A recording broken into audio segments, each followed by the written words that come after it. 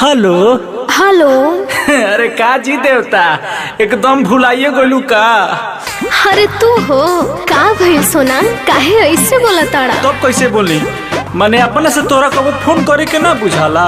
का फोन करी हो, सब लोग तो घर ही में रहता। अच्छा मैंने हमारा घर सबकी सरकारी स्कूल में रहता ना हो लागता कि तू बुरा मान गईला। ई मत कह ए जान, हम तो तहरा बात के बुरे ना मानी ना। अच्छा सुनो ना, तनी वीडियो कॉल करो ना। कैसे करिए सोना, हमारे यार फोनवा ना मूस काट देले बा। का मूस? ओहो मुस्तानी ना लगले रहू का। अच्छा सुनो ना, छत पर चढ़ जा। ना ये दादा, हम छत पर ना जाए, छतों पर केहू आ जाए। मिठिया दे दा जानू, मिठिया दे दा जानू। प्यार भेजलू हो दुलार भेजलू, सुबह शाम सब समाचार भेजलू, समाचार भेजलू। ई तो अच्छा बात बा ना। हाँ हाँ प्यार भेजलू हो दुलार भेजलू, सुबह शाम सब समाचार भेजलू। हम तोहरा के रोजे दिला, तू हमरा के नानू। हम तोहरा के रोजे दिला, तू हमरा के नानू। वीडियो कॉल पे आवो ना, एगो मिठिया देता जानू।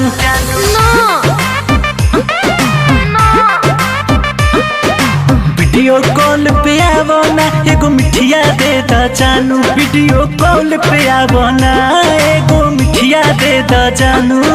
इहे जी तो ठीक ना लगेला। काहे? काहे कहलू कि ठीक बा, बात होई वीडियो कॉल पर। आज भुला गइलू। का करे हो, 1 से 5 तक एक साल में न पढ़ गइल रही, यही से तनी मैथवा कमजोर हो गइल बा। तो आवा हम पढ़ा दी। तू ढेर न पढ़ल बड़ा हो, तू इतना पढ़ा देबा कि हाथ हो जाई, हाथ हो जाई, हाथ हो जाई।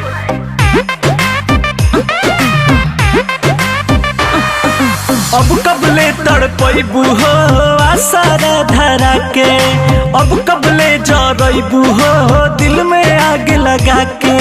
काहे ऐसे कहतारा? तो का कहीं में आग लगा के। अरे अब कबले तड़पैबू हो आसारा धरा के, अरे अब कबले जरैबू हो दिल में आग लगा के। काल देहब कल कहले रहलू, कैले रहू वादानू। काल देहब कल कहले रहलू, कैले रहू वादानू। तो मुसवानू। हाँ वीडियो कॉल पे आवो ना, एगो मिठिया देता जानू। मिठिया देता जानू। वीडियो कॉल पे आवो ना, एगो मिठिया देता जानू। वीडियो कॉल पे आवो ना, एगो मिठिया देता जानू। अरे पूजावा, अरे कहां बैठ रे? तहर छोटा पैर दे। हाय हो दादा, आज तू सबके जना देबो। अच्छा सुना, अब हम तोहरा से बाद में बात करब। माई बुलावत या बर्तन माजे के। माने को दिलू ना बहाना, को दिलू ना बहाना। ठीक बा, इबरा हम हो जाता नहीं जाने लीवर के कौन वाला फिल्म देखो। क्या?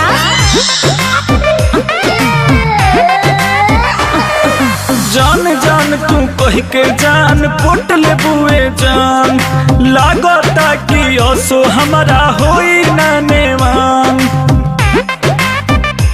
अब हम कुछ बोलबे न करब। हाँ हाँ हाँ जान जान तू कह के जान पोट ले बुए जान, लागता कि ओसो हमारा होई ना नेवान। एही अदा अंकुश राजा भइल बड़े फिदानू, एही अदा पवन बेंजू भइल बड़े फिदानू।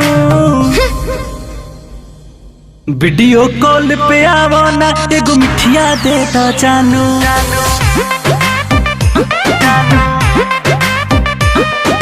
वीडियो कॉल पे आवो ना, एगो मिठिया देता जानू। वीडियो कॉल पे आवो ना, एगो मिठिया देता जानू। वीडियो कॉल पे आवो ना, एगो मिठिया देता जानू। अच्छा इसी लेला।